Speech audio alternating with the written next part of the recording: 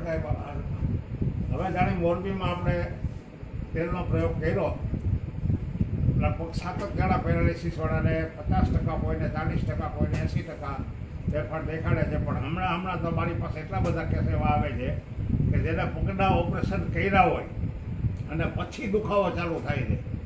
તો એટલા માટે હું આપણી સલાહ લેવા આવ્યો છું. દુખાવો થતો હોય, હા, પગનો દુખાવો થતો હોય ને નસોમાં લોહીનું હરફર થતું અટકી જતું હોય, એટલે બ્લડ સર્ક્યુલેશનની ખામી હોય, એટલે એમને તમે તેલ ચોપડવા દેજો. પોલા હાથે ઘસે નહીં, ઘસે નહીં, ખાલી પોલા હાથે અમૃત પુષ્પ લાગુ પડશે ને, કારણ કે ઢાંકણીઓ જે છે ને એમાં બ્લડ સર્ક્યુલેશન નથી થતું. બ્લડ સર્ક્યુલેશન નથી થતું, ઓપરેશન પછી પાછી એની દશા થાય. એ દશા છે એ અર્થરાઇટિસની દશા નથી, પણ એ બ્લડ સર્ક્યુલેશન થવું જોઈએ ને ઢાંકણી આગળ નથી થતું, અને એને કારણે દુખાવો થાય. એને અમૃત પુષ્પ અપાય, એને અમૃત પુષ્પ દેવાય. કોણ છે એ વ્યક્તિ? કુટુંબી બેન છે. તો પર્વતરાયના પાંદડા તમારા સક્સેસ ગયા જ છે મોરબીમાં. મોરબીમાં તમારો નંબર બોલી દો, મોરબીવાળા ઘણા પૂછતા હોય અમને બહારગામ. આ નંબર ઉપર પેરાલિસિસવાળા કોઈ હોય એમણે રાજાભાઈનો મોરબીમાં સંપર્ક કરવો. પર્વતરાયના પાનનું તેલ છે એ ઇફેક્ટિવ થયું છે 7 કેસ ઉપર, અને પેરાલિસિસવાળા ખુશ થઈ ગયા છે. અને જેને જેને પેરાલિસિસ હોય એના માટે રાજાભાઈ મોરબી મફત સેવા આપે છે, અને પોતે અહીં પાંદડા લેવા આવ્યા દ્વારકા ગાડી લઈને, લોકના હિતાર્થે, લોકોના કલ્યાણ માટે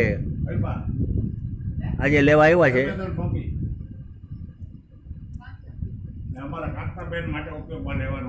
હા તો લઈ જાઓ, પ્રવાહી લઈ જાઓ, અમૃત પુષ્પ લઈ જાવ આજે.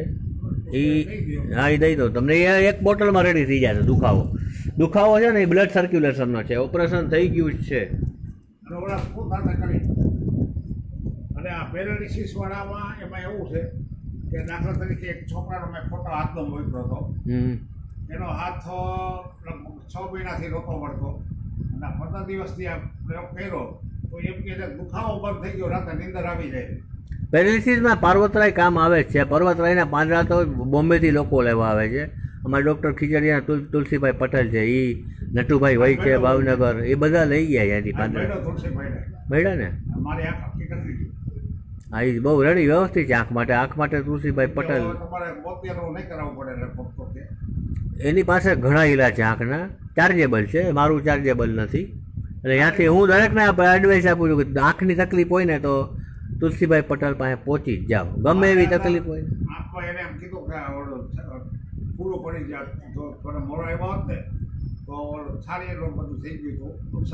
તુલસીભાઈ પટેલ મારી યારે કેમ્પમાં કાંઈ ભેગા હોય. અમે હળવદ કેમ્પ કર્યો ત્યારે ભેગા હતા, પાલનપુર ભેગા હતા, અને ત્યાં અમે ગુલાબચંદ છેડા વેરાવળ કેમ્પ કર્યો, ત્યાં આગળ પાછળ થઈ ગયા હતા. અમે તુલસીભાઈ પટેલ અમારી આગેવાન તરીકે, વડીલ તરીકે અમે ભેગા જ રાખીએ. અને આંખની દુનિયાનું જબરજસ્ત નોલેજ એ વ્યક્તિ પાસે છે. કોઈ ઓપરેશન કરાવવા ન પડે.